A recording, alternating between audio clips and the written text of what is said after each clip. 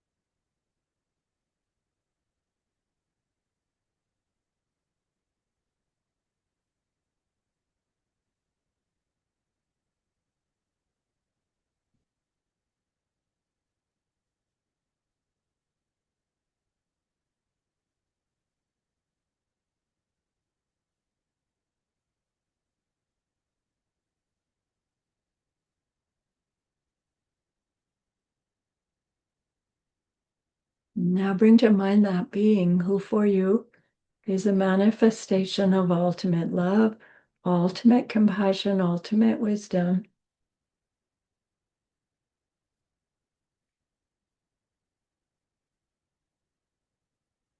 And see them there with you.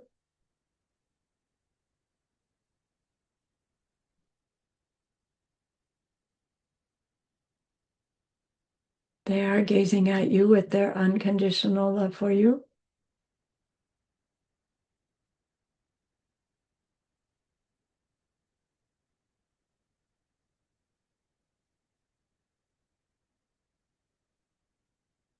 Smiling at you with their holy great compassion.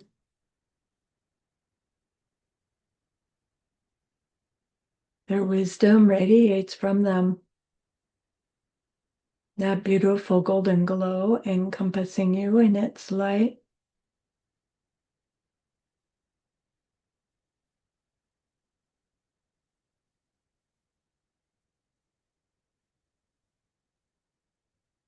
And then we hear them say, bring to mind someone you know who's hurting in some way.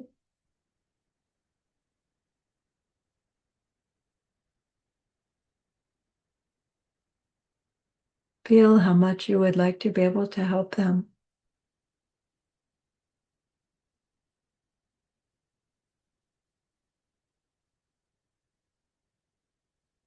Recognize how the worldly ways we try fall short.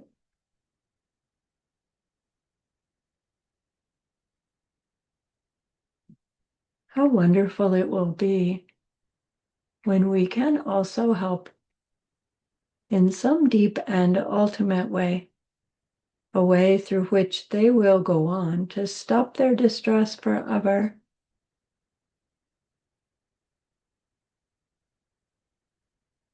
Deep down, we know this is possible.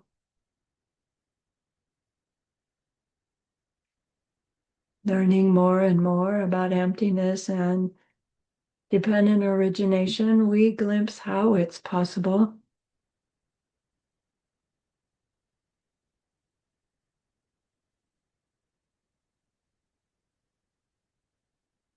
And so I invite you to grow that wish into a longing.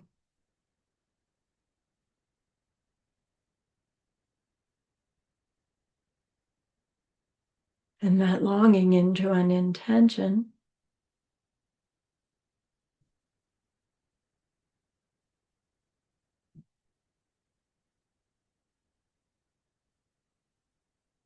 And with a strong intention, we turn our mind back to our precious holy being.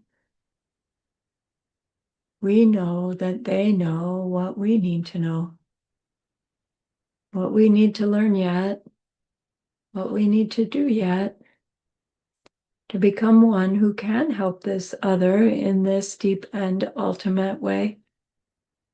And so we ask them, please, please, please, please, please, please,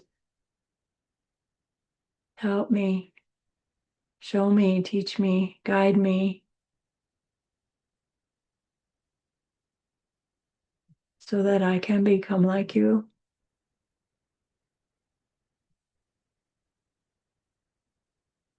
And they are so happy that we've asked. Of course, they agree. Our gratitude arises. We want to offer them something exquisite. And so we think of the pure world they are teaching us how to create. We imagine we can hold it in our hands, and we offer it to them, following it with our promise to practice what they teach us, using our refuge prayer to make our promise. Here is the great earth, filled with fragrant incense and covered with the blanket of flowers. The great mountain, four lands, wearing the jewel of the sun and the moon. In my mind, I make them the paradise of a Buddha and offer it all to you. By this deed, may every living being experience the pure world. Idam Guru Ratna Mandalakam Niryatayami. I go for refuge until I am enlightened to the Buddha, the Dharma, and the highest community. Through the merit that I do in sharing this class and the rest, may we reach Buddhahood for the sake of every living being. I go for refuge until I am enlightened to the Buddha, the Dharma, and the highest community. Through the merit that I do in sharing this class and the rest, may we reach Buddhahood for the sake of every living being. I go for refuge until I am enlightened to the Buddha, the Dharma, and the highest community. Through the merit that I do in sharing this class and the rest, may all beings totally awaken for the benefit of every single other.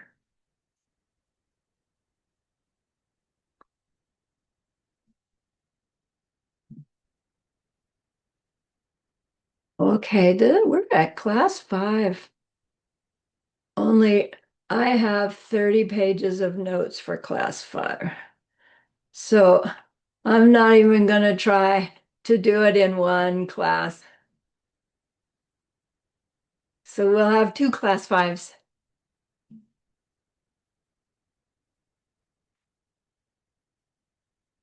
Which is why I asked you for extra days for this course between this one and what was it, class 3. But then that made me look at the schedule, and the 5 houses is coming up in July. So we'll miss 2 sessions because of 5 houses.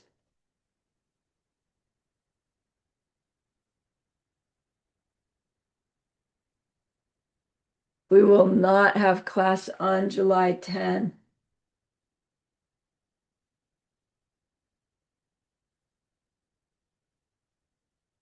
Nor on July 13. So we'll be back on, after that break, we'll be back on the 17th. But we will have class on Monday morning, the 6th. Is that all right? Some people are traveling. Who else traveling? 2, 1, 2. 2 out of the rest of us. Okay. So you two, sorry. You'll get the audio, right? The recording. Okay. All right. Thanks for that. So last week, last class, we learned the definition of material cause, and it is something that comes before, right? No. Oh, Laura, good for you. No, You're saying that there's some more specific definition than for material cause. Yes. Yeah, oh, you Oh, can tell what us what it is. is what is No. so yeah, something that is coming behind and is bringing about something, but is of the same substance or same essence or kind of. Early as the same material.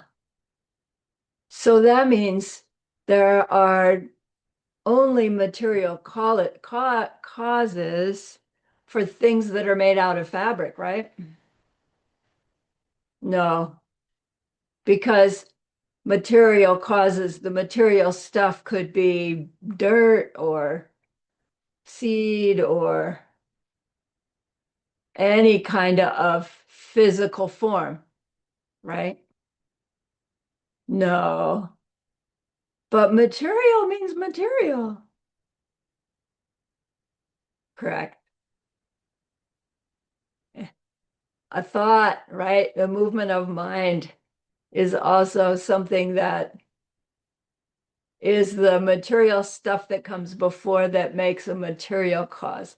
It's not material stuff, it's thought, it's mind, it's consciousness, but it is the stuff that comes before. Geshe uses that very sophisticated word stuff, right? The same. I don't know, I can't think of a better word than that. And we learned that the important application of that, amongst others, is when we do apply it to our own consciousness, our own mind. We use this understanding of the definition of material cause. If we follow it back, we will show ourselves that if I'm conscious now, which I know I am, then there had to be a moment before that, which means if there was a first moment of this life of my mind, there had to be a moment of my mind before that, even though it wasn't my mind, Sarani, at that point, it was still the same stuff that is this mind now. And we can follow that back to show ourselves that this mind has been beginningless. And then we can actually not go forward, but think forward. It's like, oh my gosh, then because there's a moment of mind now, there will always be one. Because this one is the stuff that will flop over into a next one. Is it always going to be familiar to me? No, but it never can't be.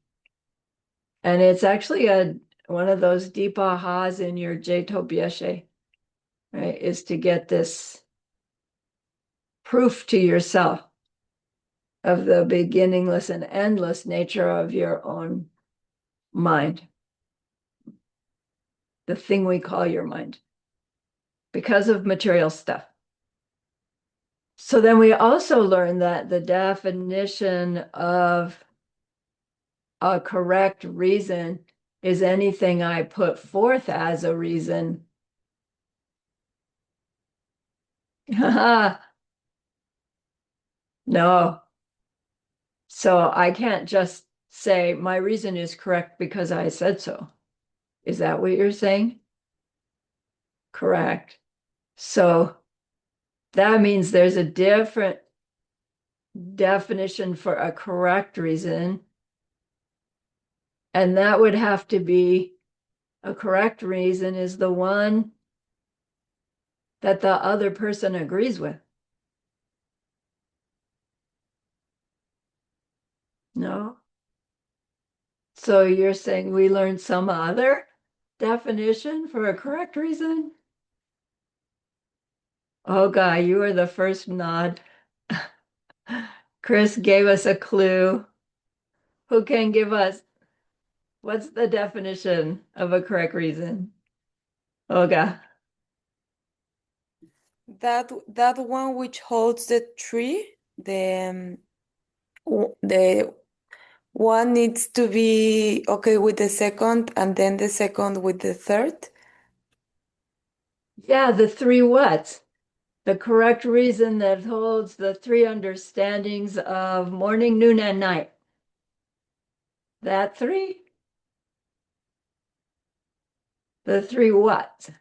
Yes. Chris? There are like three tests. The three very parts of a syllogism, basically, if they all hold, Right. then the reason is correct. So if now I'm trying to think what But the what three. are we checking? Oh, so there's the subject or object that you're trying to establish is Yeah. you're checking. So you consider something. Oh, I don't know. Now I got lost. We need to be checking on the three relationships, Okay, the right? relationships, if they can be That need to agreed hold. on, if the relationship can be agreed on, and then there's like a positive necessity thing and then a negative necessity thing, and they all have. Exactly. Exactly. That a correct reason is a reason in which the three relationships hold, which seems like a pretty crazy definition for a correct reason because, you know, you say that to your neighbor, they go, I don't need any three relationships for my correct reason for why, blah, blah, blah, blah. But technically we do. So as Chris pointed out, there are three specific relationships between the subject that we're talking about, the assertion we make about the subject we're talking about, and the reason we make the assertion about the subject. If those three don't have a specific three relationships that hold, then our assertion about the reason we give for the assertion that we give about our object cannot be true. So it's not just some great philosopher Buddha said, hey, let's make it work like this, right? This is how you do logic. It actually is the ramification of the laws of karma to reveal these relationships to ourselves. Before we argue or fight with somebody about the belief we have about the subject that we are using our reason to prove to them or us. So we're actually using logic frequently in life when we've made a decision and we have a reason for having made that decision. And very likely we have not stopped to work our way through the three relationships before we make our decision. And then we don't understand why somebody else doesn't agree with our decision because they haven't gone through the three relationships either, but they just have their own personal opinion. And that we then conflict often. So those three relationships, the first relationship, or you recall, is the relationship where you check the subject and the reason we give about the subject. Is there a relationship between two things? Consider sound. It's a changing thing because it's made. We take sound, we take the statement made. Is there a relationship between sound and being a made thing? Right, we can say yes, sounds are made. The first relationship holds. If I had said, consider sound, it's a changing thing because it's something that I can see. sound, something I see, nah, right? Doesn't hold. So that reason won't prove anything about sound. It doesn't matter what I say about sound. It doesn't matter whether my assertion about sound is accurate or inaccurate. If my reason for it is because I can see sound, right? My assertion is wrong. First relationship has to hold. If it does not hold, doesn't matter what else you say. If it holds, you go to the second relationship, the positive necessity. I love that word, positive necessity, negative necessity. Positive necessity means if you look at your reason statement 3, and if it's true, not whether or not it's true in life, but just if it were, then what does that necessarily do to the statement number 2? Not in real life, just theoretically. So consider sounds. They are changing things because they are made. Made things. If it's true that something is made, is it necessarily also true that it's changing? Can there be a made thing that's an unchanging thing? No, because of what we know about what it is to be a made thing, to be a changing thing. That's why we're studying all of this, so that we can assess the 3 relationships. If 3 is true, not whether or not it's true, but if it's true, then is statement 2 also necessarily true? And if it is, then we can go and check the third relationship. If the positive necessity does not hold, if we were, I don't have a good example for that.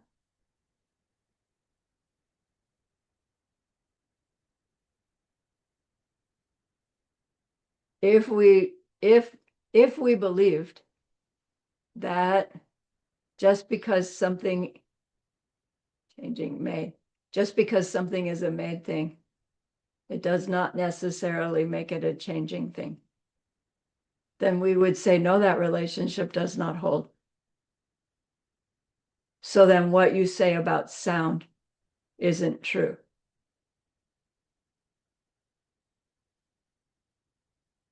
So suppose somebody did believe that you could make something that then stays unchanging forever, that you could make something permanent.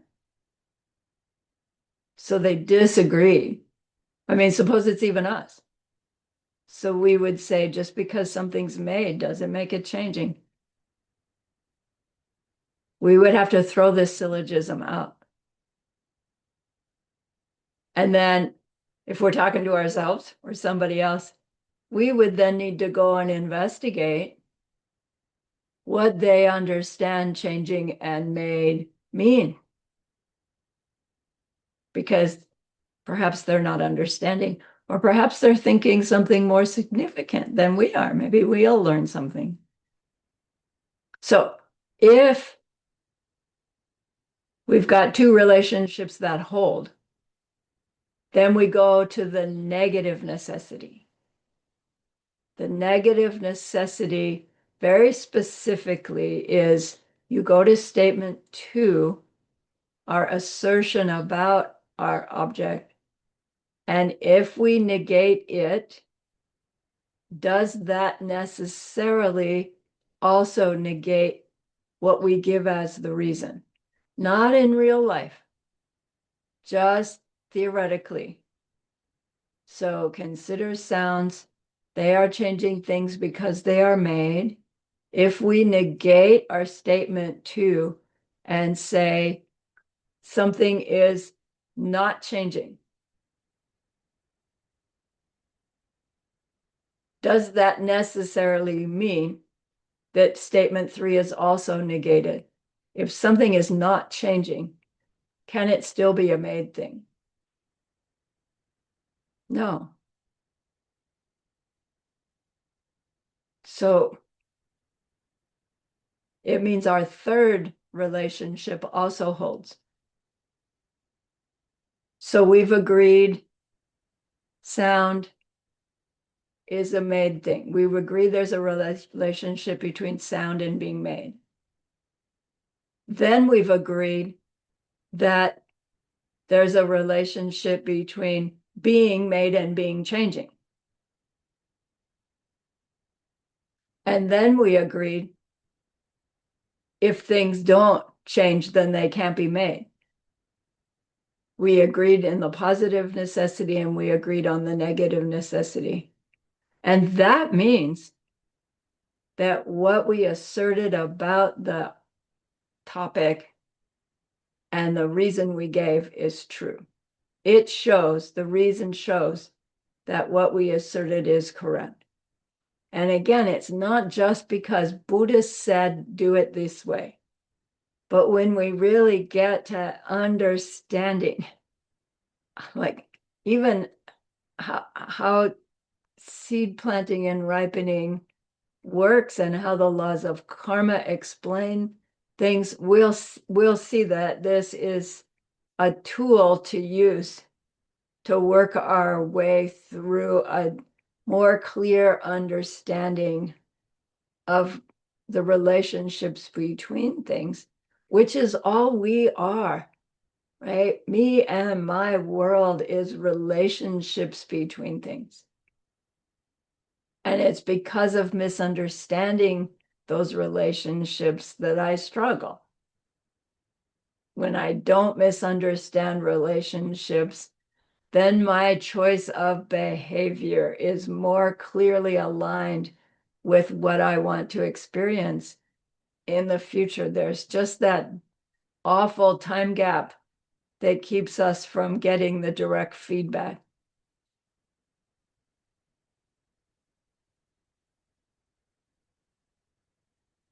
In my own use of all this material, these two words, positive necessity and negative necessity, not from scripture, but I came to recognize how powerfully that all of these teachings are are are putting imprints in our minds about a certain aspect of the subject matter that pop up later as, oh my gosh, like really these deep insights. And I'm not sure I can explain it well, but when we learn about seed ripenings and the emptiness of the three spheres, it's like it's this pair of positive necessity and negative necessity, not having to do with logic, but just the words. The when we have a presence, we know that its emptiness, its absence is there. And we are trying to be able to know its emptiness as we experience its presence. And to me, this pair of positive necessity and negative necessity is planting the seeds that will grow into this ability to know that because you have one, you have the other, right? When we have the three relationships, if statement 2 holds and statement 3 holds, we have proof. Because one already held, because that's how we got there. And it's like, oh man, look at that. We weren't talking about seeds ripening and emptiness directly, but it's planting the seeds to get there. So I just wanted to share that. Geshe-la, I know he knew that back when he first taught, and he didn't say, hey, look, everybody, but you guys are all better trained than the folks that received his course 13 for the first time. Do you see? So out of you comes deeper insights from the ACI than what was taught originally, right? Because the audience has changed. So we learn about that too, right? You morph the teachings for the audience, but it's not like sitting at my desk, how am I going to present this differently for this audience? It just, right, is there for you. It's pretty exquisite. Not that I don't prepare, of course. Okay, anyway.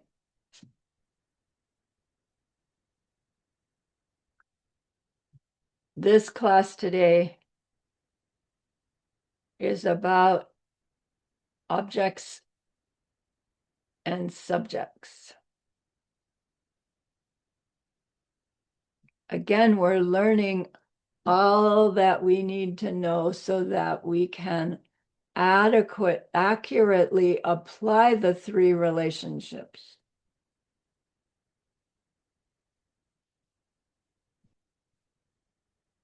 Not just in the exercise of debate, but in the exercise of how to decide what movie to go to when you're taking your family. Seriously. So all these details about what we mean by things, stuff. So Yul and Yul Chen. Yul means objects, an object or objects plural. Yul Chen means objects possessing. And it's like, that's awkward in English. What does objects possessing mean? And it's how the word subject is made in Tibetan. So subject here means the one that's conscious, that is perceiving an object. They called that the object possessor. But it's weird. Possessor means it's mine. And that sounds like weird at first until, later on we're going to recognize, oh my gosh, like every object that I perceive is unique to me. Even as we're all looking at the same pen object, the way you see it, the way I see it are different. So I could say that this pen, right, is mine. This perception of the pen is mine. And you could say this perception of the pen is yours. And we'd be right. But in English, right, it would sound like Joanna would be saying, that pen's mine. No, it's not, it's mine. Because, right, we'd get mixed up. So object possessor means the object as you see it. So Yolchen refers to subject. So in English, it gets kind of slippery. The object we're talking about in this class is objects and subjects. The subject matter of this class is objects and subjects. And it's like, well, which one's which? If the subject matter is what we're talking about, then we must be talking about me because I'm the subject. And it's like, no, I'm the object when you, the subject, is perceiving me, but I'm always the subject. It's like Dr. Seuss, And I don't know if that's just English or if that's, all the Latin languages, I don't know. But it's confusing.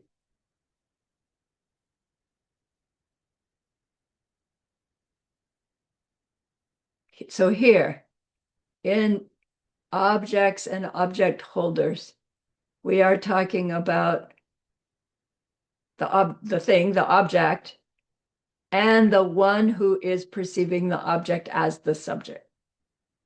Got it? Yul Chen. Does it mean we're only talking about humans?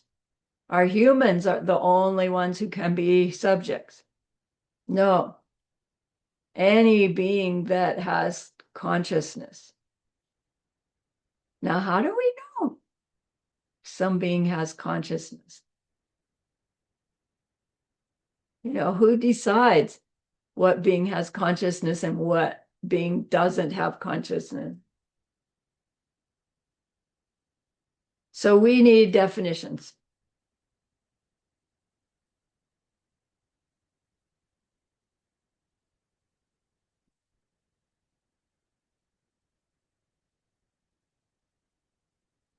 Geshe-la was describing that this topic of investigation of objects and subjects leads into a deeper study of the 51 mental functions that I don't know whether those only apply to human consciousness or if there's still 51 mental functions in any conscious being. They're just a weird, different experience of the 51. I don't know. But for our purposes, for human purposes, they tell us there are 51 mental functions, which doesn't sound like so many, but there are many variations on the theme of each one of those that make up our experience, of course. And then to study more deeply what's meant by Yul Chen, the object possessor, takes us into the study of Sem and Semchan. I didn't write it down, which is mind and mind possessor. Sem implies a suffering mind, not a Buddha mind, but the mind and the mind holder. And that takes us into a subject matter they call Buddhist psychology, which I haven't studied. Geshe-la hasn't really taught it much. He said, someday I'll teach a class, maybe a course on Sem and Semchen, mind and mind holder. But I don't know that if he ever did, that it was ever identified in that way.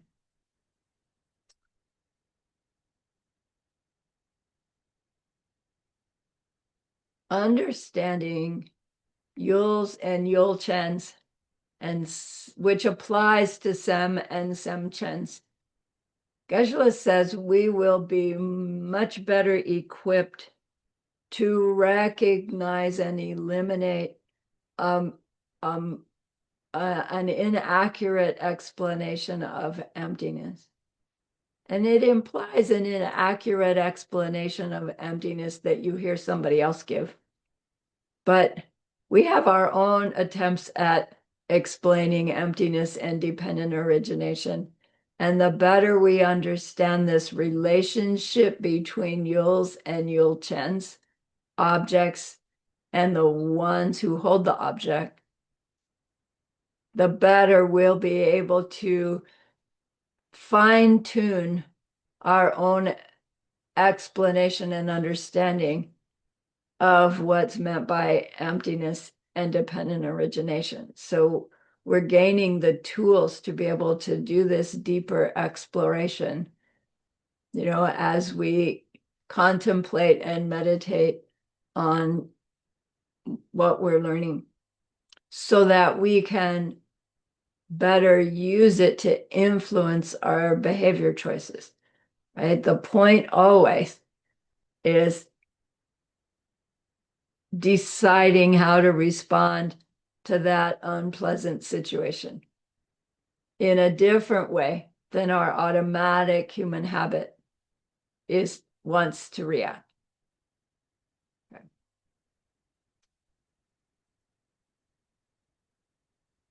So in understanding the relationship between Yul and Yul Chen,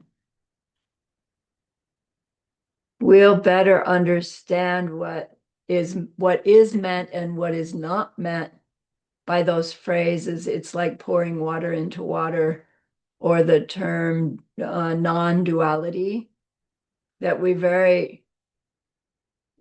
frequently hear people, Buddhists and non-Buddhists alike, saying stuff like, wow, I had this deep meditation where I became one with the tree, or I felt one with the universe. I found the non-duality because I became one with my teacher.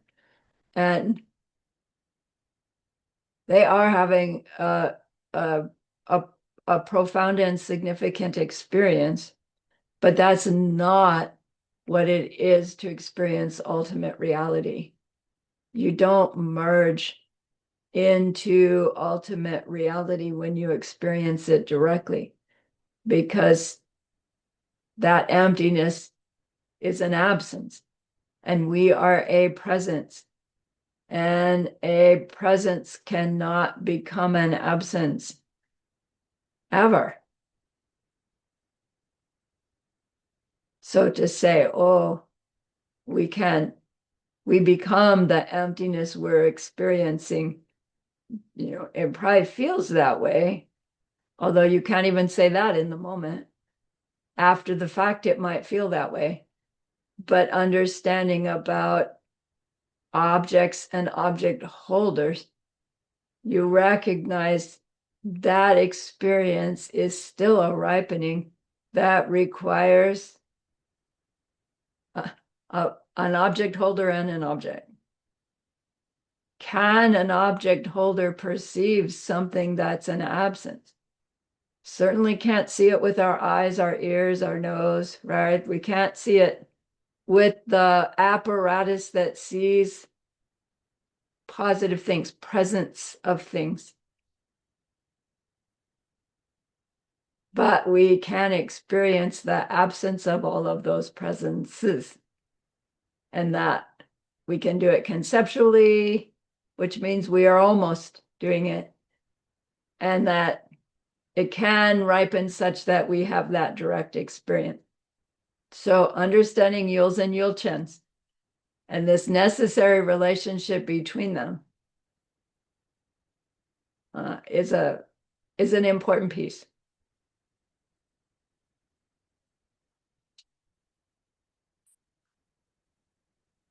So we need a definition of objects, Yul. And here's the definition without the word definition, just because Geshe didn't give us the whole sentence. Seme Shelwar Chawa. So this Jawa sounds like cha, not ja. Seme Shelwar Chawa. We know the word seme, valid perception. Shelwar Chawa means what is apprehended. So the Tibetan words say valid perception, what is apprehended. And it's not English yet. It's like, are they saying what is being apprehended, or what could be apprehended, or what has been apprehended? And it's not exactly clear. Geshe translated it as a valid perception. I'm sorry, the definition of an object is that which can be apprehended with a valid perception. What does valid perception mean? Given what we know, and given that we are experiencing unaffected by drugs, alcohol, illness, strong emotion, trick of the eye, then the information that we're getting and the way our mind is processing it is valid. So how many valid perceptions have you had today? Most everything, right? How many invalid, Zemin, perceptions have you had? Probably none, right? If you're not nuts, high, etc.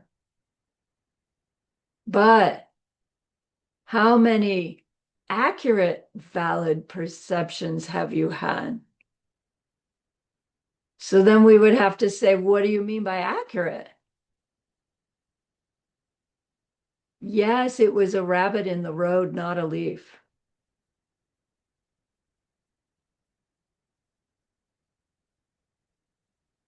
But accurate here means accurate to the way that the object actually exists. So ask your neighbor, are you having an accurate, valid perception of the rabbit in the street? They'll go, yes, of course, it is a rabbit. I am seeing it. But you ask your Buddhist friend, are we having an accurate, valid perception of the rabbit in the street? And what's your Buddhist friend gonna say? Your ACI schoolmate. No, because what does it mean to be accurate to the way something really exists? Seed ripening and emptiness. Are we perceiving the rabbit as our seeds ripening onto information that is otherwise lacking any identity at all? I don't know about you, but I don't see the rabbit that way.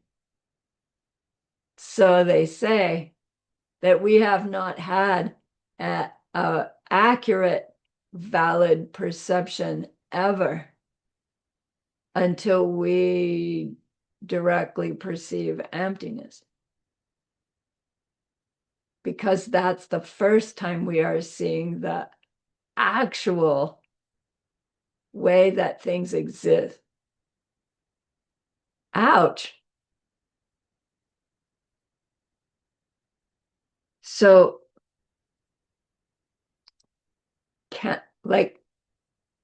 doesn't that like stall us out?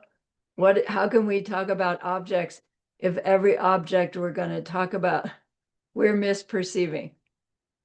Well, that's why we're talking about them, so that we can reveal our misperception eventually, right? Directly. We already get intellectually that we're misperceiving, which is a long way along the road. We're already a long way along.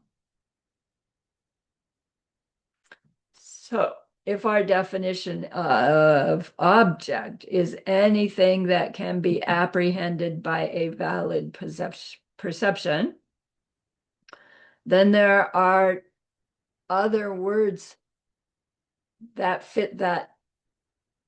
Oh, I was going to say other words that fit that definition, but then that is not accurate because then it's not a definition. There are synonyms, which are other words that are close to the definition. So we use the word yul. Yul can mean objects, plural. And then it can mean all objects in the world, all existing objects, yul. Then there's the word yupa. Yupa means existing thing, any existing thing, like any given thing.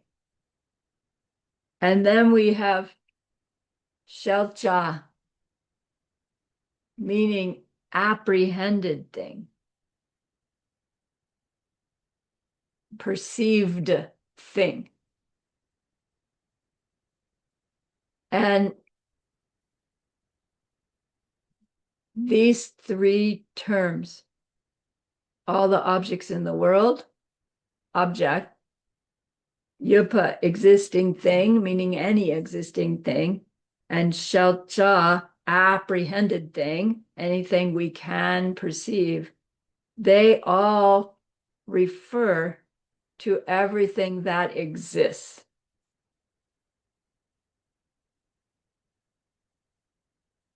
And Geshe says this is a big statement that all objects are the same as all existing things, which is the same as anything we can perceive.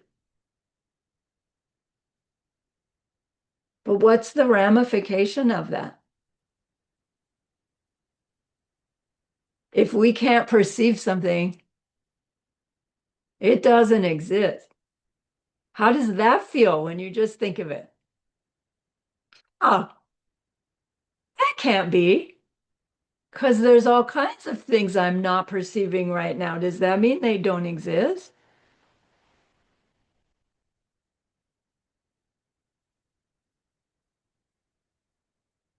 Does it mean they don't start to exist until I perceive them?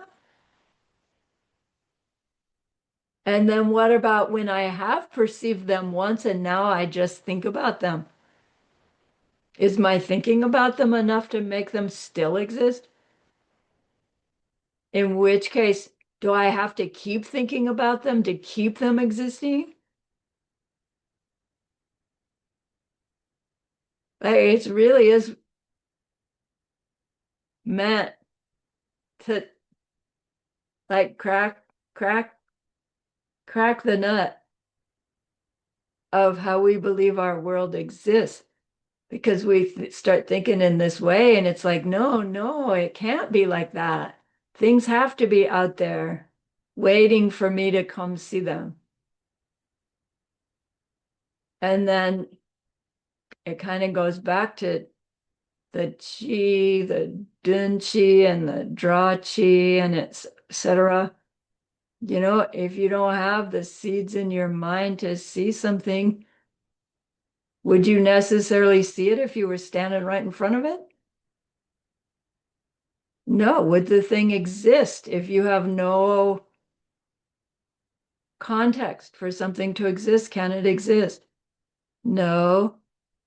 Does that mean there could be a car sitting in the driveway and a mosquito that knows nothing about car could just fly right through it because it doesn't exist for them?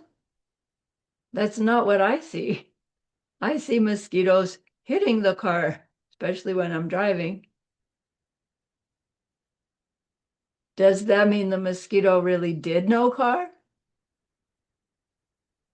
Like, no, their mind was ripening, I don't know, dangerous object, right? And smack. But we think, oh, the mosquito was hit by my car. But that wasn't the mosquito's experience. Mosquito did get smashed, experienced being killed, I guess. But who knows what their experience was of what it was that smashed them. And our mind goes, no, it had to be the car because there they are stuck on my windshield. And it's like, no, it's the car for me, but not for them.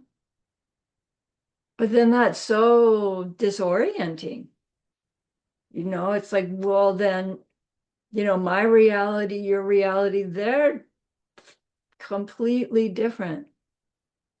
And it's true, it could be. And so there's something about the consistency of our seeds that we share as humans that thank goodness we have that. Because then we actually can work together. We can experience things similarly.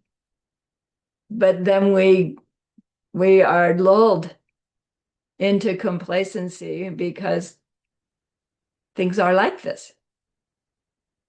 Because they always have been in this lifetime. Like all of this is wrapped into all the details in course 13 and all the rest that we've learned when it starts coming together for us. So, all right.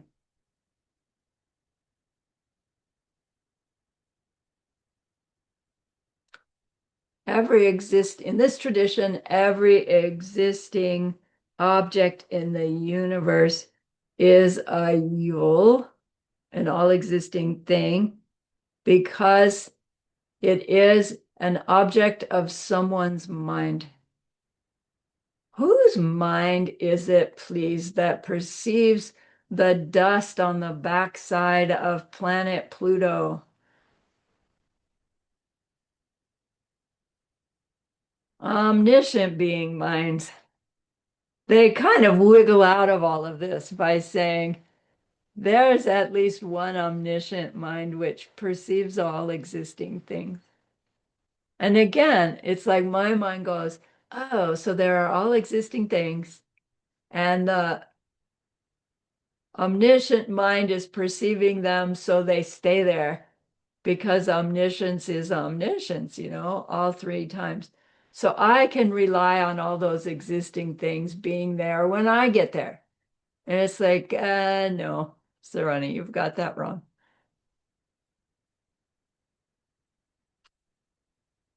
It's their explanation, though, that helps us fall into a black hole of nihilism.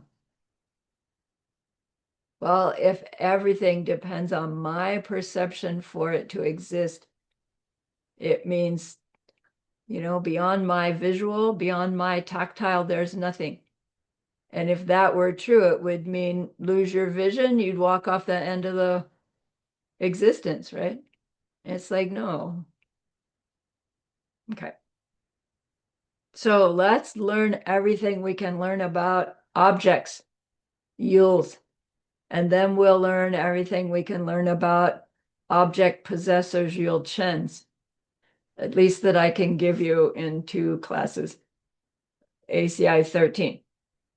So yuls, objects, can be divided into 2 types, nupo and takpa.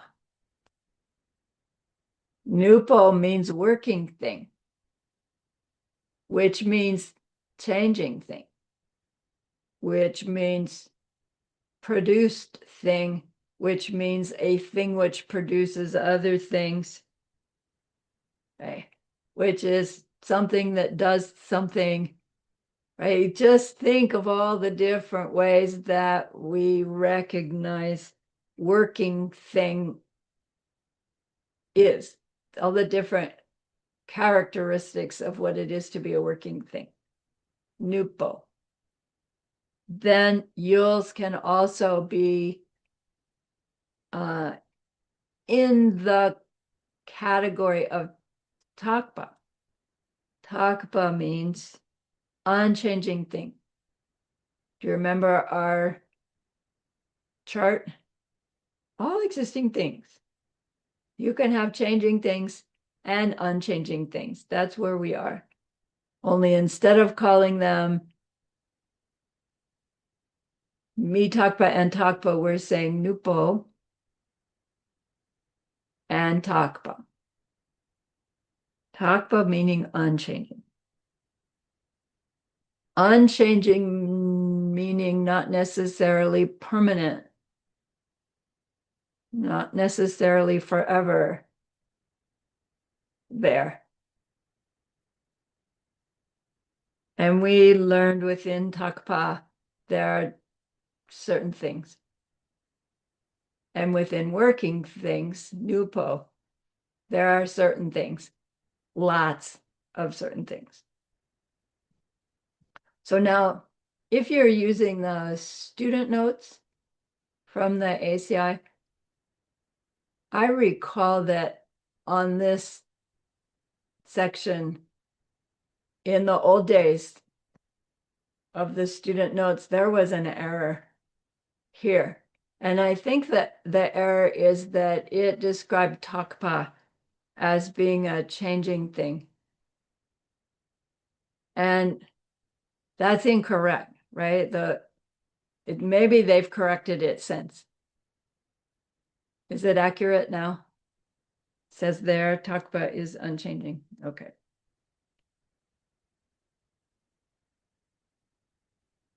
So every object that we can ever perceive has to be either a working thing, changing thing, produced thing, made thing, caused thing, or an unchanging thing. There's no third option. Right? Either you're changing or you're not changing. Same for every object. So let's talk about all those changing things. Nupo, all the working things, so that we can learn about them in groups. Otherwise, it'll take us forever to learn every detail about every existing changing thing. Let's lump them together so we can talk about them. All Nupo of all changing existing things, they must be found in one of 5 categories of types of things. We call those 5 categories the 5 heaps, humpona or skanda. So let's take our break and we'll dig into the heaps that all existing things must be found within.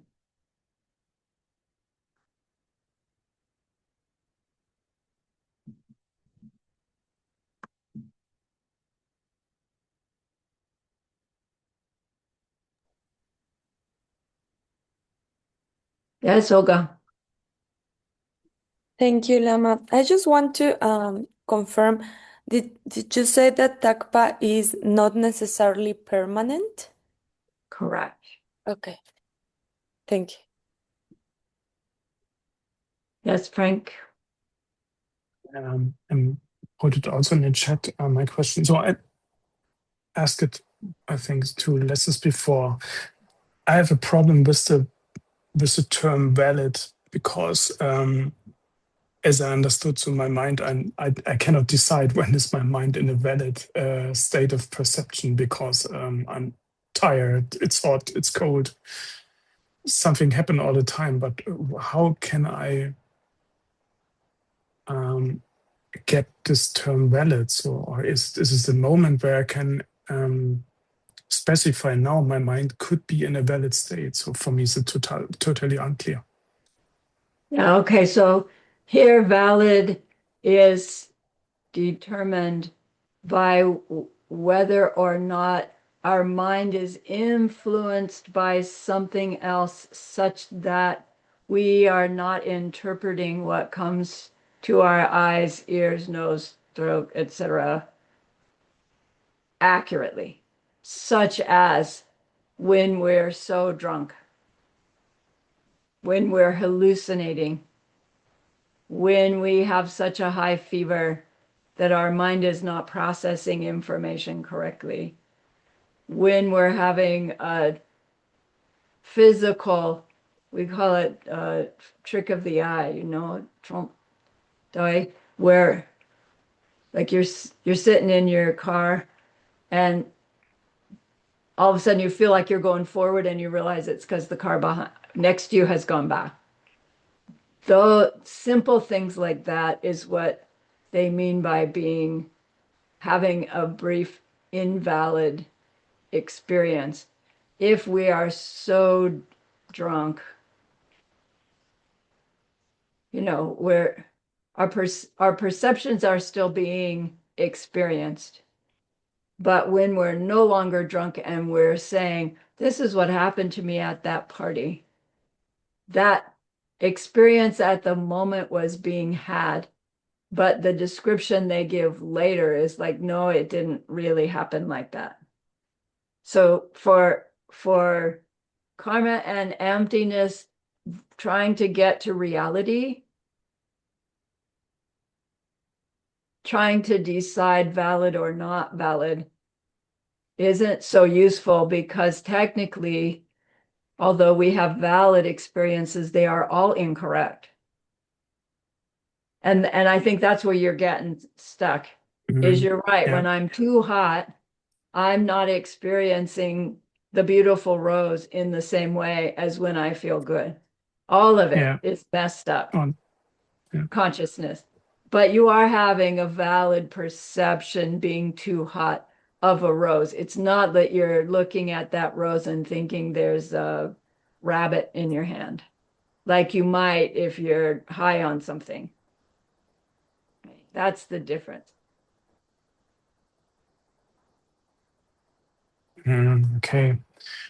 So you're defining it with in separation to everything what's not is I understood. And I understand the words, but for me, it's not it's not defined. Or with this words to say I'm drunk or not. So because where's the threshold? So when I remember in the biology, maybe it's not correct or it's correct. So we have the hormones, and the hormones is controlling us all the time. And That's so we correct. are totally in the whole moment in the fluid state, and it's all so there is no stability. So and when there is no stability, there could be no validity for or validity. I don't know. So I know what I Right. hope what you And I that's the can. incorrectness of our moment by moment experience. The validity is that you are getting information to your eyes and you are seeing something Mm, that can be established as being there. You're not seeing flowers when there is orange juice on the table. mm, You are seeing orange juice. So, given our ordinary human consciousness is not influenced unnecessarily by something else, our experiences are valid. Are they correct? No. You're absolutely right. None of them are correct. mm. Okay. Thank Valid you. means it works at the moment. You maybe use it that way. But explore it because it really is true that our reality is so fluid moment by moment that all those identities that we believe are outside of us are not, Mm, which is what makes them real when we experience them. mm. Just imagine so when people who cannot see blue and red. So, for example, so what is valid for them, and so we cannot communicate it Exactly. because there is the possibility to describe what is green because they see it as gray or whatever. So, and we all Exactly. have the only thing we have is the language to talk Exactly. about, and that's so it's undescribable in this. Yeah. Okay. Good. Thank you.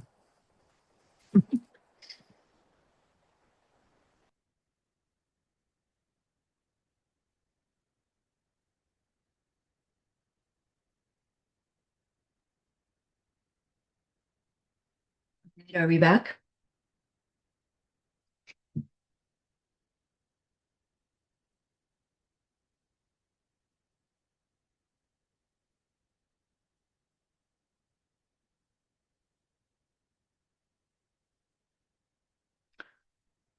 So Pungpona means the five heaps. We've heard of the five heaps before, haven't we? We talk about them as the five parts of a person. And when we use the term pungpo or heap, it's the term is used very specifically because we think of they describe heap as in the fall, your lawn is covered by all the leaves dropped from the maple trees.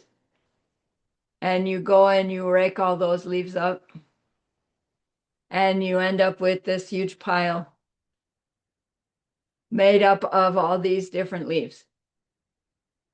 So you have one big pile there, but many, many, many things characteristic of it make it up. So lots of different leaves, maple leaves, oak leaves, I don't know my trees, red leaves, brown leaves, but they're all leaves making the heap of a pile of leaves.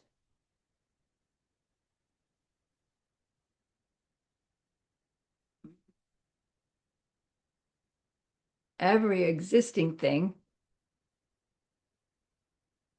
must be such that it could be found within a heap, a big old pile of other similar stuff. And if we're looking for all existing things, we need to look in all these different possible piles to find where that existing thing is, where it exists. Now, ultimately, the reason we learn about 5 different heaps is that when we are looking for the object possessor, the subject, the me is a changing, produced thing. So the me must be able to be found in one of these heaps if it is a thing that exists similar to any other existing thing. So the better we understand these different heaps, when we are ready to go looking for the me, I will go looking for me in my heap of form. I will go looking for me in my heap of feeling. And of course, we know the punchline. I'm going to go looking for the me in all of those places. And where am I going to find it?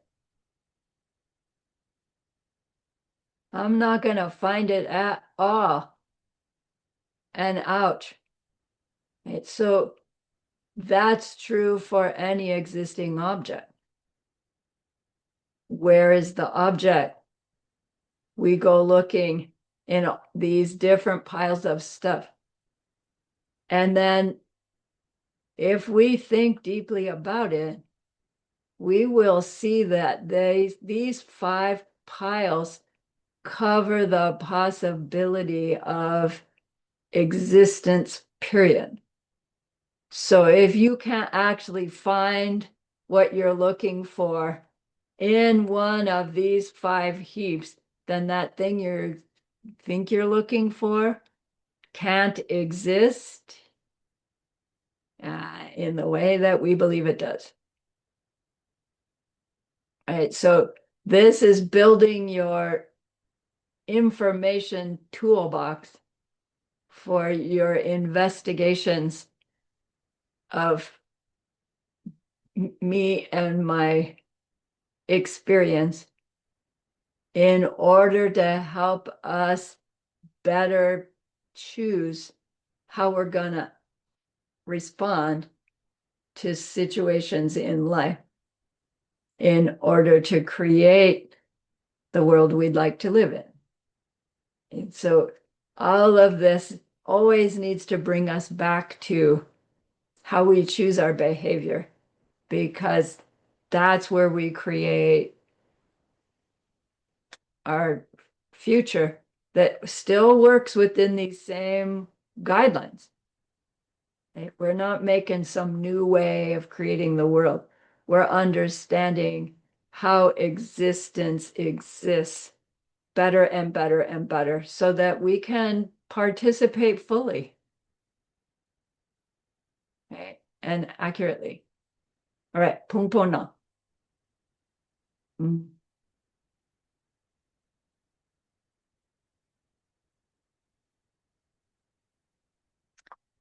Okay, Geshe-la said this cryptic thing. when we cover all 5 heaps, meaning when we understand them, we come to understand all the yuls in the world, all existing objects. How many existing objects are there? As many as, wait, how many yuls are there? As many as all existing objects in the universe. And all of those existing objects can be divided into the 5 parts of a person. What? All existing objects in the universe can be divided into the 5 parts of a person. He said, cook it. And I'll give you a clue. We learned 5 heaps as a way of investigating the topic called me and my parts, in order to go looking for the me that has those parts. And then other times we hear the teachers saying, oh, there's me and my world. And it seems like they're talking about something different. But as we cook it, we see the term me and my parts and me and my world actually are meaning the same thing. So we typically think when we're saying me and my part, me and my parts. But as we learn more, we grow. We recognize every experience I'm having, is unique to my seeds ripening. So yes, I'm me experiencing other things, other people, but it is my experience, unique to me. So at some point, we start to recognize, oh, me and my parts actually means something much bigger than just this stuff. And that's when it starts to expand into me and my world, me and my experiences. And then it expands from the question is me and my experience just the experience right now? What about all the memory of all the past experiences? Like, what about all those seeds I know I've got influencing me? Where does me and my current experience shift into me bigger than that? And again, of all the little details that we'll learn, it's like as we experience our moment now, isn't our experience somehow include all the stuff that didn't block that from happening? Didn't we hear that? The French Revolution is a contributing cause to your building having been built. So it's like, it's vast what me and my world means. And we're getting all these clues to piece that all together in some deep retreat sometime. All right, so cook that one. Let's start to investigate, or let's learn what we need in order to investigate. The heaps, whether we're talking about my personal heap or we're talking about the worldwide heaps, universal existence heaps. Technically, we're talking about the same thing, but here they are. Suk, Sorwa, Dushe, Duje, and Namshe. Those are the 5 heaps we're familiar with. They're the only 5 heaps. Suk means form, earlier we translated suk as any physical thing, anything you can point to as being physical, like blue, like heat.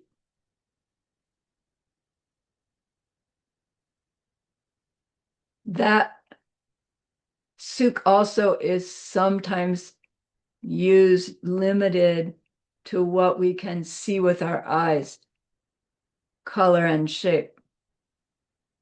But of course, physical form is way beyond just colors and shapes. So when we're investigating the heap of form, we distinguish between the general sense of form and a specific thing, right? Form means a physical thing, which, temperature is not color and shape, but it's in the category of physical form. You see where it gets confusing? Because form really does mean shape. Suk really does mean form. But the heap is any physical thing. So of all physical matter, that can be divided into two. Chi suk and Nyangi suk. Chi suk means outer form, outer physical matter. But outside what? And apparently there's a debate about it, which there would be, depending on what you believe makes up the distinction between an inner and an outer. And that depends on what school you're in. So they define an outer form as anything outside what your consciousness covers. And it's like, what does that mean? Because it seems to me anything that I can perceive my consciousness covers. But that's not what they mean by consciousness covering. What they mean is anything that's beyond our own sentience, meaning the part of us that we consider the part that we feel, that we sense. So we would say, my sentience covers or inhabits this thing, this physical thing I call my body. And that outside of my physical body, I can't sense things outside my physical body like I do my physical body. So that must be what they mean by outside physical matter. But then in the debate, they say, yeah, well, where does your physical body sentience end? Like, can you feel the tip of your hair? Like, where is it that you start to feel your hair? Like, we feel it in the scalp, not the hair. So does that mean your hair is an outside object, but your scalp is not? What about your fingernails, the tips of your fingernails? You cut them off, you put them on the table. You don't have sense of them anymore. So are your fingernails not outside physical objects, but your finger isn't? Like, how do you decide? So they say, like, cut to the chase. When we're talking outside form, chi suk, we're talking about the things of our experience that don't have sentience, meaning chairs, tables, cars, debatable plants. But then what happens to my neighbor who has her own sentience, wait, isn't she outside physical matter for me? But her matter is her own matter, not outside physical matter for her. Right? Okay. I get it's a slippery topic. Something that should be so obvious. When we try to pin it down, it's like, ooh. So for these purposes, we're talking inanimate things that are outside our physical body is what is in this subcategory of the heap of form, physical matter of our experience. Second category in physical world is nangisuk, which means inner physical matter. And so then you would think that that would mean this thing. But they say, no, here, inner physical matter is talking about the mechanism, the physical mechanism through which our sensory apparatus work. The retina, the optic nerve, the part of the brain that does its thing with that information. Same for ear, nose, tongue, tactile, and then yeah, let's leave it there. So the cells that detect information are called your inner physical matter. And it's like, well, everything has to be somehow within those two categories.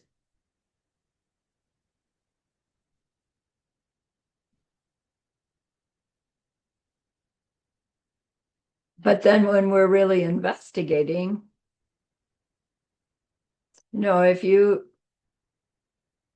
sitting in a room, your room has walls. If you look at one of those walls in your room, that wall is part of your reality right now. It's not your eye cells that are picking it up,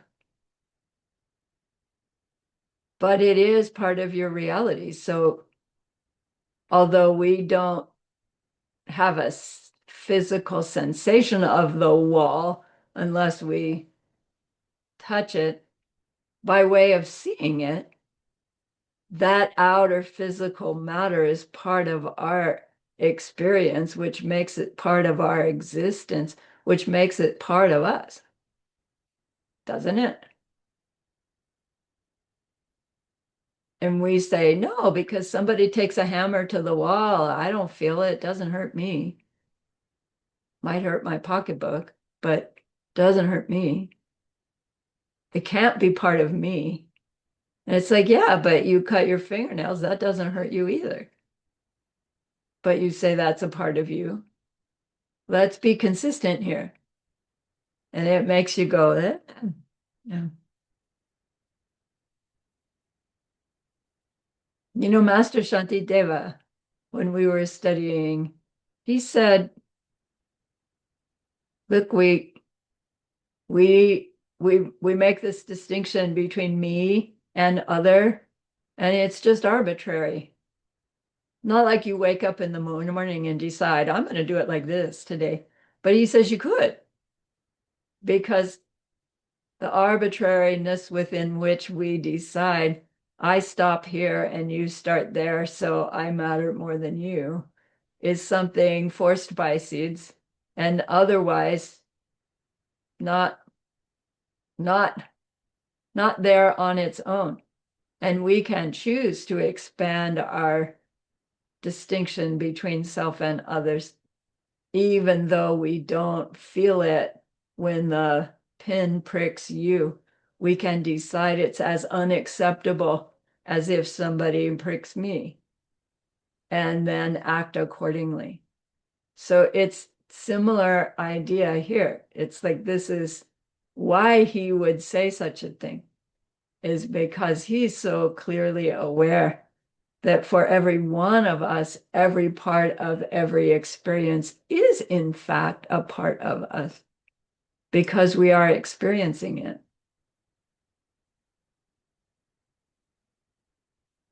So we can learn how to experience things in such a way that they become all exquisite, beautiful, blissful, amazing experiences that we share with others. Otherwise, who cares about all this stuff? All right, soup, physical form, outer physical form, inner physical form. Gee, I'm not sure I can tell the difference. Sorwa, let's go to the Sorwa.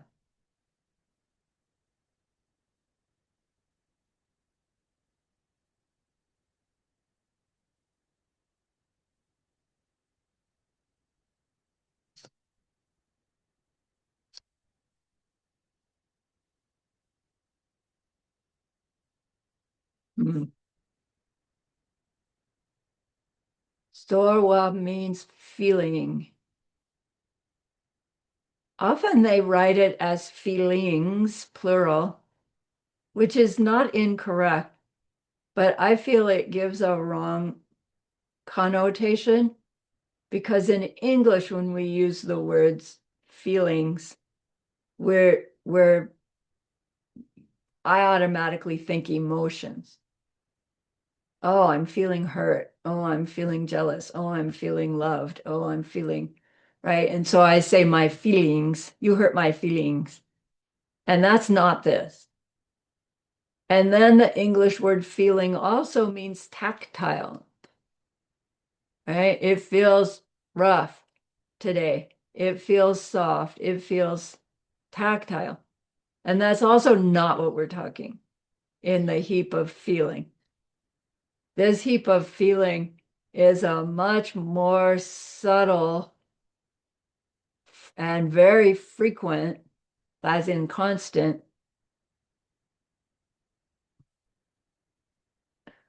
experience that arises the instant there's a object of experience, which is constant. And the feeling is that sense of like going towards the object or going away from the object or just blah towards the object. So Geshe-la describes it as just the feeling thumbs up, positive, thumbs down, negative, thumbs neutral, no response at all. And it's it's it's too much to say even the I like or I want because that comes next. It's this instant of right, yeah, yes, no, or towards or away from. We use the terms positive and negative, but then I get confused because I already said positive means presence and negative means absence, and that's not how we're using it here. Right now, we're using it as positive is good, negative is bad. And so, really, it would be good sensation, good feeling, bad feeling, neutral feeling. Here's the heap. Every instant of every experience, even before the experience is fully recognized, we have good, bad, or neutral. And then we could break those heaps down a little bit more into good physical, bad physical, neutral, or good mental, bad mental. And when they say neutral, they don't say neutral body, neutral mind. I don't know why. It seems like you should have two neutral categories there.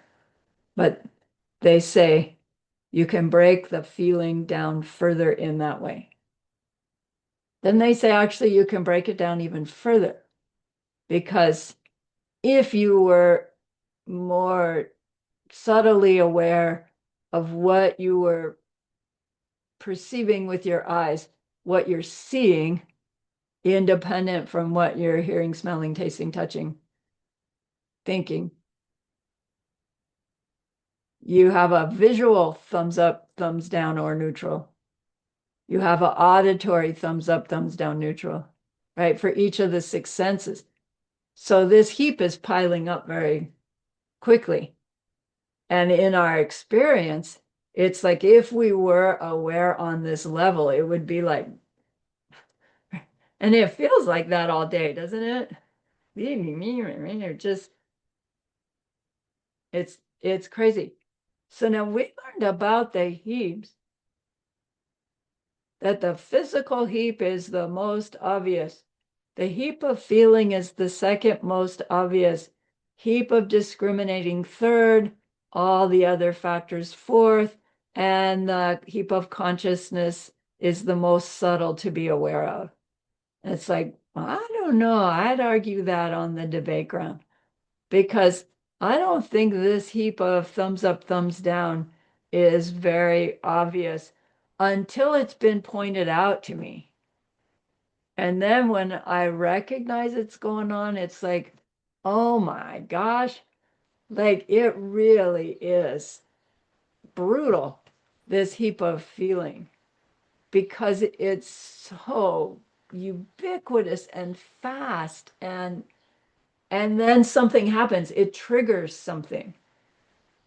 It triggers the discriminating between things, which we'll get to shortly.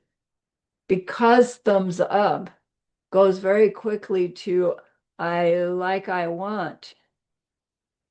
And that thing becomes more clear what it is I like or want. And that goes into what I'm going to do to get it, keep it, protect it. And then I've already acted towards it, even if I haven't physically acted yet. I've made my decision. And so I've already planted seeds. If it's a thumbs down sensation, I don't like, I don't want, I'm deep, deep, right? And what I'm going to do to get rid of it, whether I ever do that thing or not, seed has been planted. So this Zorwa, if we're not trying to cancel Zorwa. We're not trying to make ourselves into a being that doesn't feel, right? That would be a robot. Buddhas don't not feel. They have the heap of feeling. Their feeling heap is purified. So technically they don't have the heap of feeling. They have the wisdom of what feeling becomes. But they are still sensating their experience. Only their heap of feeling is now thumbs up, thumbs up, thumbs up, thumbs up. There's nothing ever that is even fleeting thumbs down. And it colors everything. So that's what we want, is to be able to grow the seeds, plant and grow the seeds. That means thumbs up to everything, no matter what. And remember the question, if Buddhas see me suffer, they're seeing suffering, so it cannot be the fact that Buddhas can't suffer. Surely they have a thumbs down to seeing me suffer. And what kind of Buddha do I want to rely on who gets a thumbs up from me suffering? Yuck! But it has to be, doesn't it? Work that one out.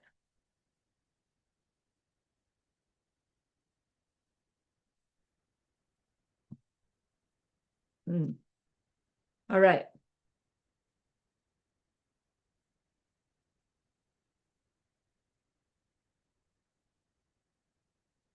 The next one, how are we doing? The next one is douche, discriminating thinking this is good, this is bad, that's tall, that's short, this is blue, that's green.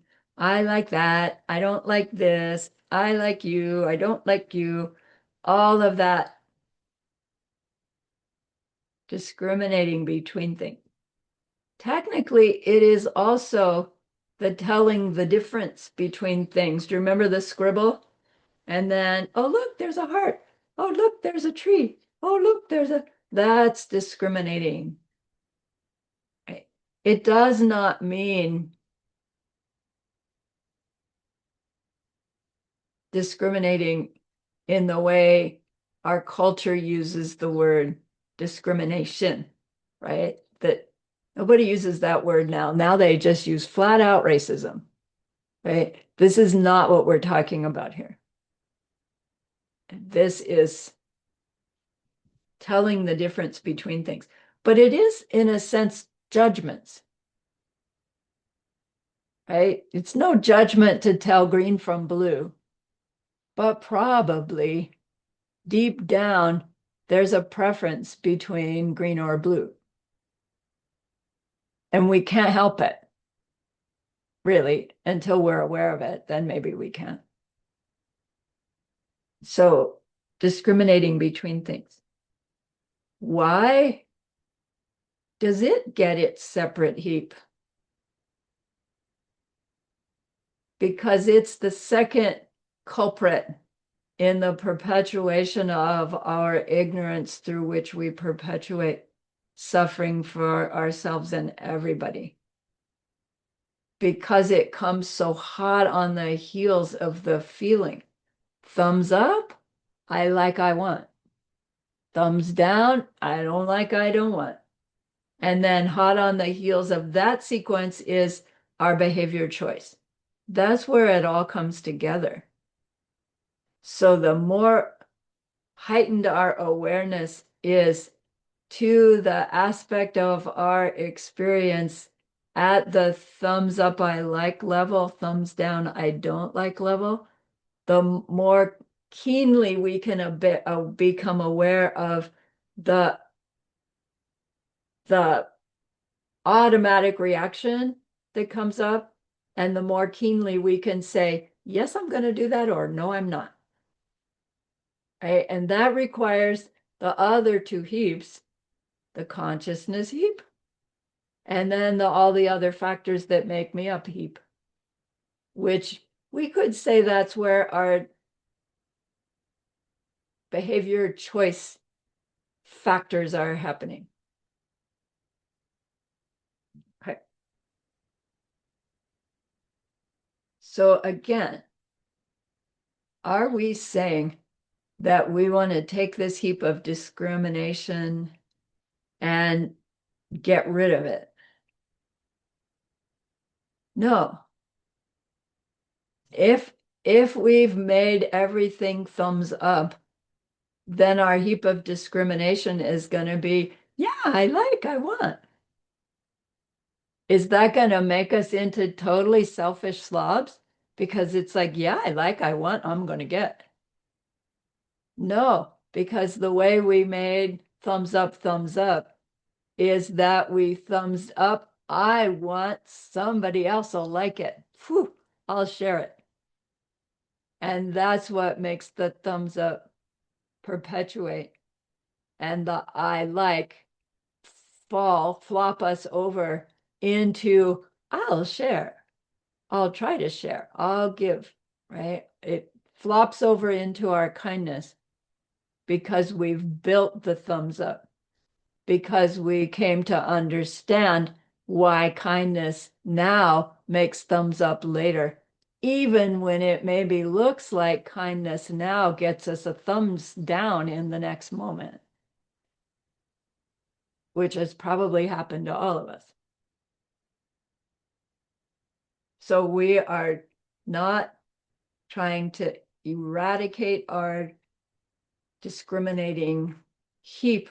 We're learning how to use it to transform it into the impulse that propels positive pleasant making karmic seeds. Pleasant making behavior that makes pleasant karmic seeds for everybody. Yeah? Okay.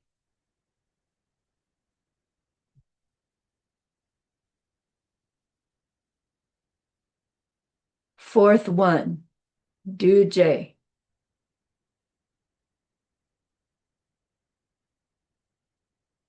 Do J is often translated as compositional factors, meaning two things come together to make a third, which isn't completely mistaken, but Geshe-la shares it just doesn't give the right connotation. Do J literally means other factors. Other factors. But by other factors, we don't mean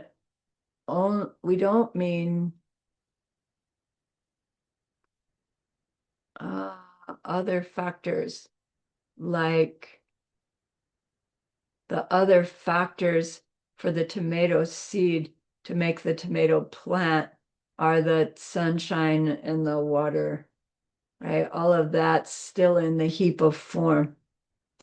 This other factors means the aspects of our experience that just don't fit it as a factor in the heap of form, as a factor in the heap of feeling, as a factor in the heap of discriminating, or as a factor in the heap of consciousness. They are parts of our experience that don't fit anywhere else. And so they become the heap of all those other factors. Do you see? The parts of our experience that don't fit in the other heap is here. And at first it seems like, oh, that must be just a teeny little heap because everything must fit in all these other because there's 4 of them and this has only got 1 and it must just be some kind of leftovers. But as we recognize and learn, it's like, this is one major heap of stuff going on. And it's what you were touching on, Frank, when you were saying, what are all these other factors influencing my perceptions that makes them all invalid? It isn't, it's the heap of all the other factors that make me a part of our valid experience, given where we are, what we know, what we are perceiving. So do J. It's defined as everything that is not in the other 4 heaps. The 4th heap is those aspects of our experience that don't fall in any of the other ones. So what's in there? Those 49 mental functions. Wait, there are 51 mental functions. Where are the other 2? Feeling and discriminating are the other 2. They get their own heap because they are such nasty characters. So it leaves only 49 in the heap of all the others. So consider Sarani.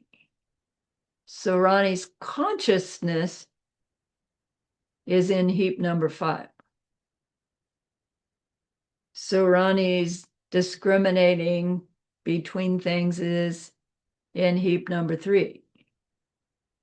Sarani's feeling is in heap number 2. Sarani's body is in heap number 1. Where is Sarani? What is Sarani? Yeah, there's heap number 4. Quote Sarani. What does that mean? Quote, car, quote, horse, quote, jealousy, quote, are all heap number 4?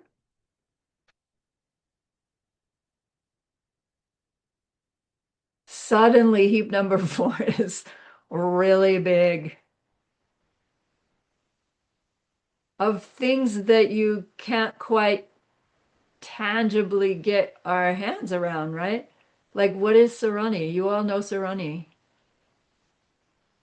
But which Sarani do you know? How many Saranis are there here right now? Hello, just one. No, actually, 15. As long as there's nobody here with me. But there's a fly buzzing around. Oh, 17 Saranis. Which one's the real me? Will the real me please stand up? Like, that's a sweet way to get to the emptiness of oneself. It's like,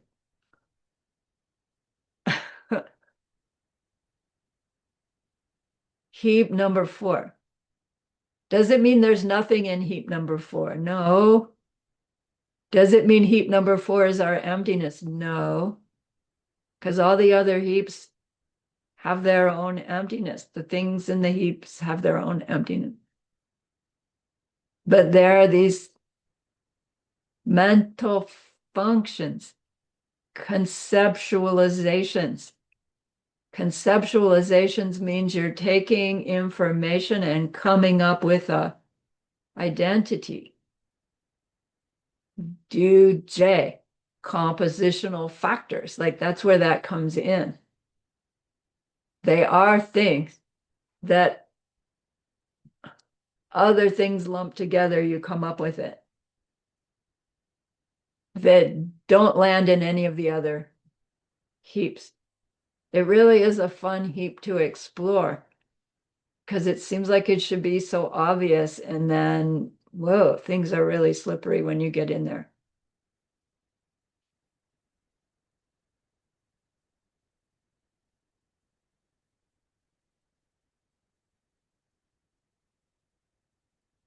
Fifth one. Ooh, I got a few minutes yet.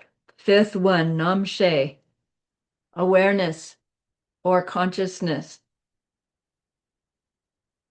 Is our brain in namshe, the heap of consciousness? No, it's heap of form. Our consciousness is not our brain. Our mind is not our brain. It's not in our brain. Our mind is not even our intellect, which I find so confusing because when you talk to the scientists and they're talking about our mind, right, they're talking about our thoughts and our ability to put thoughts together, and they're talking about intellect. And then they equate that to brain function, which, our brain does function, it does do something.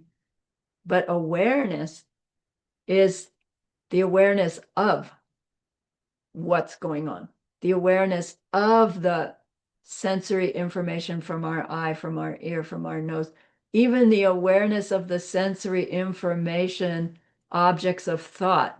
Maybe we could call that brain, bringing up the thought, the mental words. If you think in mental words, not everybody does, right? Do you need to think in a full sentence to have a thought? No, there's something even more subtle that's happened first before the whole words in your mind come up. And that we would call that a thought. And then where does thought and feeling overlap? No, to have the thought, I'm feeling jealous, is that a thought or a feeling? Meaning all the other factor feeling, not a feeling in thumbs up, thumbs down. Like, where does consciousness overlap the things it's conscious of? Consciousness is in a heap called consciousness. There isn't a consciousness that's hanging out waiting to be conscious of something. There's always the awareness of whatever it is aware of at the moment. shifting, shifting, shifting, shifting. And so that's called a heap of consciousnesses. So how many consciousnesses do we have? Countless, right? The 18, they go through that list, right? The 18 I done is the 12, the 6 these, the 12 those, the 18s those, the 24s, the 36s, the blah, blah, blah, blah, blah. It just keeps going. But then we say, no, no, but I'm the one having those consciousnesses. Right, that's the one we're looking for. The one that's hanging out over here that then steps in and has this experience and then that one and then that one and thinks, see, when technically there's just this one and that one and that one and that one and that one. And it's like, it can't be like that, because then how come I'm not Sam and then Mary and then dog and then, right? What makes me stay so runny the whole time?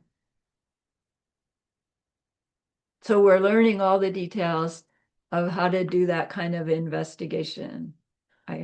My job is to help you bring that together, but we're only halfway through course 13 so far. All right.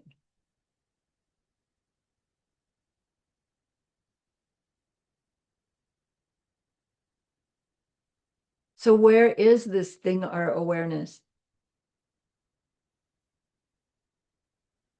If I say, think of your refrigerator, where is your mind when you're thinking of your refrigerator? Let me ask better. Where does it seem like your mind is when you're thinking of your refrigerator? Meh, I have to admit. But how can this here be thinking of my refrigerator, which is out there? So doesn't part of my mind have to go to wherever the refrigerator is in order to think of the refrigerator? Well, think of your grandmother. Where does your mind go now? Like if your grandmother's living and she lives in, I don't know, Beijing, is your mind in Beijing right now? Like my grandmother's long gone. If she were reborn, she would already probably be older than me. It's like, whoa, I don't know where my mind goes when I think grandmother. Into the past, because she's just a memory. But there's no such thing as the past. Like it's worth playing the idea, I'm going to find where my mind is, but rather to recognize, oh my gosh, I can't find where it is. I can't even find it. Isn't that extraordinary? Because we go there without falling then into saying, oh, then I don't have one, which is crazy, because it's the only thing I know I have that I know for sure. I am aware. So start from that premise and then start asking these questions. Like, where is my mind? What does it do? Where is that thing called my mind? All right. So this outlines all existing changing things, all existing working things. We still have the category of, in all existing things, unchanging things. And I'm going to ask for just a couple more minutes to finish that, because then we can start next class up at subjects. So there are existing objects that are unchanging. Geshe-la says there is just not much to say about them. Within this category of all existing things that are unchanging, we have our friend empty space, meaning the place where objects occupy. that's always present, unchanging, whether it's occupied or not occupied. And we have the emptiness of changing things, any changing thing, including myself, which is the guarantee that each of us will reach what's called Buddhahood someday, totally awakened being. And in this category is the fact that sound is changing. And the fact that Phoenix is not Tucson. Like all of a sudden, this category of things got really big. Facts, things that are always true, as long as the things they relate to exist. It is fact that Tucson is not Phoenix, as long as there is a Phoenix and there is a Tucson. As soon as either one stops existing, the fact that Tucson is not Phoenix will also not exist, because there would not be that comparison to talk about. So there are all kinds of things that are facts, not facts as in look it up in the dictionary, it's a fact, but things that are always true as long as the things it relates to exist. And as soon as they don't, the fact doesn't either. Right? Another way to explore the presence of an absence as revealed by the presence of presences. Does that make sense? The presence of an absence revealed by the presence. The positive necessity reveals the negative necessity. If the negative is there, the positive has to be. If the absence of a pen is present, the pen has to be there to lack its self-nature. Right? We're trying to understand that more and more clearly. And so we use these other ways of exploring the revealing absences by presences. Seeing the pen reveals the space that it's in, even though we can't see it. Thinking about the fact that Tucson is not Phoenix can only be true as long as there is a Phoenix and there is a Tucson. Right? Shows me this pen lacks self-existence. It's like, really? Yes. Chew on it. Chew on it. Chew on it. All right. So we got halfway through. Not quite, but halfway through. Let me please do the closing prayers, and then I'll stay and talk with Kong Li. Anybody's welcome to stay.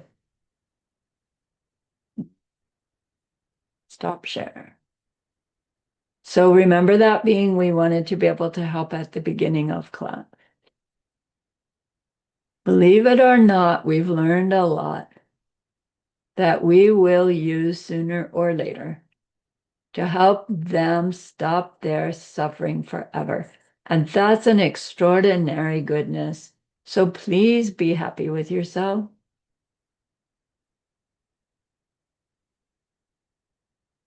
And think of this goodness like a beautiful glowing gemstone that you can hold in your hands.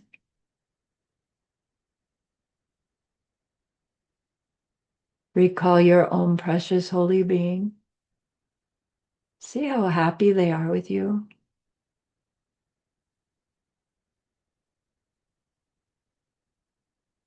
Feel your gratitude to them, your reliance upon them. Ask them to please stay close, to continue to guide you, help you, inspire you.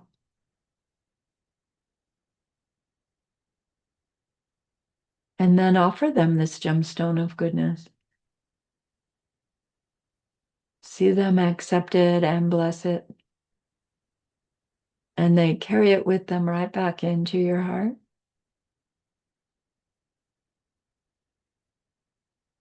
See them there, feel them there. Their love, their compassion, their wisdom. It feels so good, we want to keep it forever. And so we know to share it by the power of the goodness that we've just done. May all beings complete the collection of merit and wisdom, and thus gain the two ultimate bodies that merit and wisdom may. So use those 3 long exhales to share this goodness with that one person, to share it with everyone you love,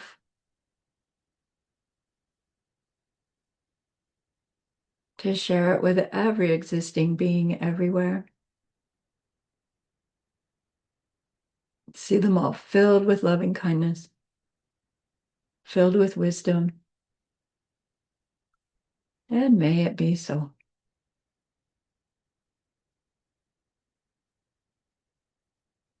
Okay, thanks again for the opportunity. This course is so fun. So anyone who needs to go, feel free. Kongli always has good questions though, so. Very tiring.